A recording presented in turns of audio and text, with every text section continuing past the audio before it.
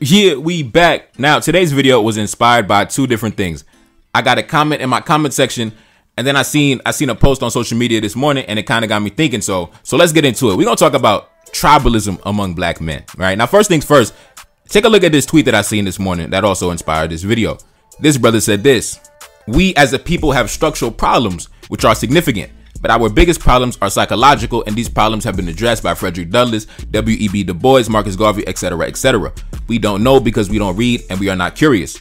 Now, I'm sure you probably heard that a million times already. You know, we got the psychological problems, you know, we got all type of complexes going on. But to me personally, I think you could fix that in one generation. Just raise the next generation of babies in a different way, teach them different things, and they're going to be entirely different people with a clean slate. We always talking about how we have all these psychological issues and all these complexes, but we raised the same generation, the next generation, with the same nonsense that you taught the last generation who you said had all these psychological problems. So obviously, to me, whenever I hear that, it just sounds like just running on a treadmill and not going nowhere. And I'm going to raise a different argument. I'm not going to say the source of our problems is psychological. That's an easy fix. You can fix that in 25 years. I think the real source of the problem is this: black men are naturally tribalistic individuals. And later on in the video, I'm gonna show you that comment that I got in my comment section that kind of inspired this video also. Now, why is that a weakness, and why do I say that is a deeper problem than any psychological problem?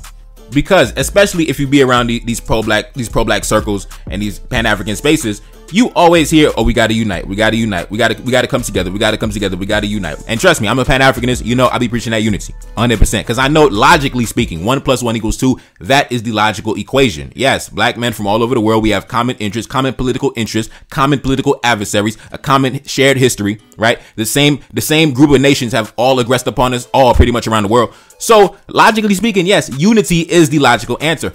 But how can you achieve unity when naturally in your DNA, you are a tribalistic organism at your base level?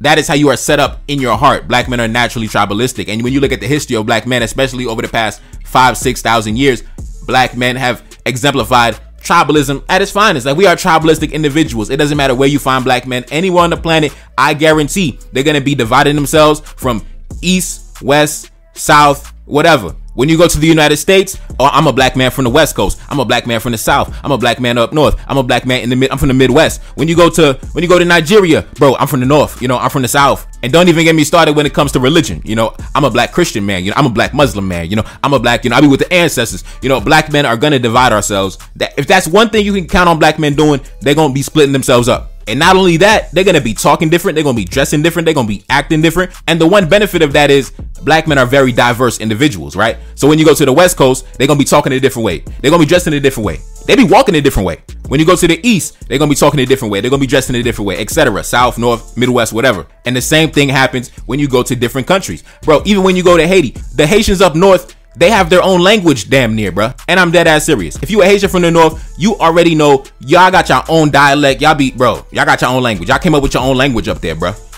Now, the one benefit of that is, yes, we are very diverse. We got our own swag everywhere we go. And that's a beautiful thing. But the downside of that is it's hard to really come together because black men are tribal and they see themselves as different groups of different people, right? So even when you break it down, for example, you're a black man from the West Coast.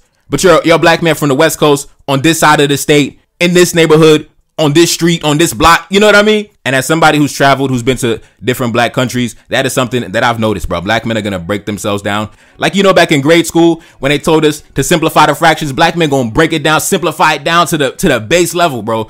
I'm from the East Coast. I'm from this state. I'm from this neighborhood. I'm from this block. I'm on this side of the street. I'm not saying that it's a good or bad thing. I'm just making an observation of what I see, right? That's what black men do. And I've come to realize that it's a natural behavior because when you study history, that's what black men been doing. And I think the biggest example of that was the transatlantic slave trade. Now, you know me on my channel, I don't sit around. I'm not one of them people that be crying about the transatlantic slave trade. Oh my God, the Africans sold us.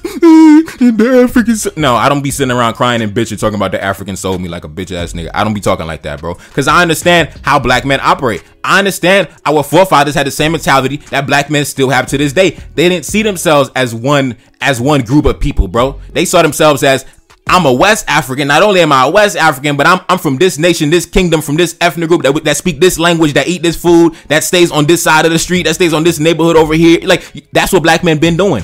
And we taught our women follow behind us. So they were doing the same exact thing. They were doing the same exact thing. Even when you study, I forget the name of that Southern African king. He was one of Shaka Zulu's rivals. But one of Shaka Zulu's rivals, do you know that his mother was actually like his minister of war or something like that? So whenever this king, I forget the name, man, whenever this king would go out and vanquish other black men in battle, he would go and attack the chief of that kingdom.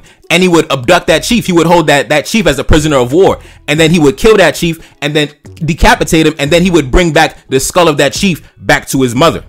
And then obviously after that, they conquer that territory. That territory ends up getting annexed into that kingdom, right?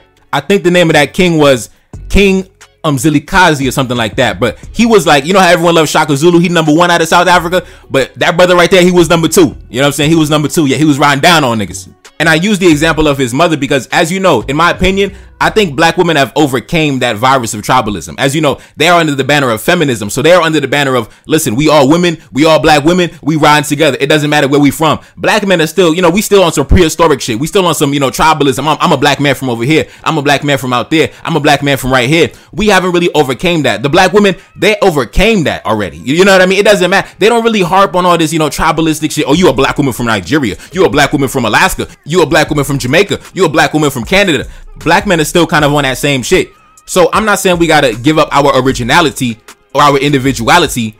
No, I'm not saying that. But I'm saying what we do have to do is understand that as black men around the world, regardless of where we are from or where we are located, we do share common political interests, common economic interests. We have common political and economic adversaries. We have a common shared history. We have a common origin. So yes, we have to recognize that and act upon that. And the other downside of tribalism is it's very easy to come in conflict and disagreement when you are naturally tribal. And even though, for example, we love Shaka Zulu, but Shaka Zulu was the perfect example of black male tribalism exemplified to the highest degree. You know, Shaka Zulu took tribalism to the greatest level. You know, our West African forefathers took tribalism to the greatest level when we was going in during the transatlantic slave trade. And I don't hold that against our ancestors, because when I look at how black men act today, I already understand why black men was doing that yesterday. So I don't sit around and cry about it. I understand how the history played out the way it did. And going back to what I said in the beginning of the video, a lot of problems can be solved within a generation. Simply raise the next generation of babies in the proper way they should be raised. Give them the proper knowledge to be equipped to go out and navigate the world, and they gonna go out and crush the game. But you're not equipping them with the tools to go out and crush the game, and then you complain when you're sitting in the same spot like you're running on the goddamn treadmill. Like, it's not like these problems, these psychological problems can easily be solved, bro. They can easily be solved. Now, going back to that comment that I said I got in my comment section, one of my subscribers, one of my day one subscribers, you know, he kind of got into my comment section and he didn't really like something that I said. It made it seem like I was insulting a group of black men from a certain location when I wasn't even doing that, bro. I was just making cultural observations, cracking some jokes, being humorous, entertaining.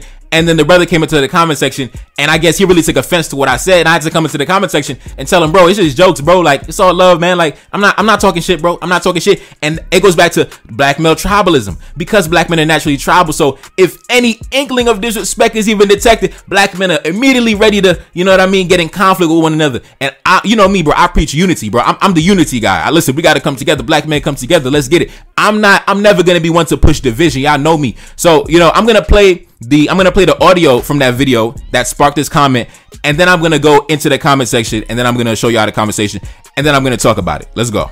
It's different types of Haitians in the United States, right? We got the New York Haitians. You see, we don't got dreads and wicks and braids. You know, we got short, dark Caesar with the waves. You know, we get fresh. You know, we get money. You know, we drive Benzes. You know, we drive BMW SUVs. You know, we drive Jaguars. We drive Range Rovers. And then you got the brothers down in Florida. You know, them boys down there, they got gold teeth. You know, they got the wicks. They got the braids. They got the dreads. They got the tattoos. They got the big AK-47 in the crib, nigga. They riding a donk. Nigga, you know what I'm saying? So she might have been with a Haitian street nigga back in the 90s, Zopound type of dude. You know, I don't know, because.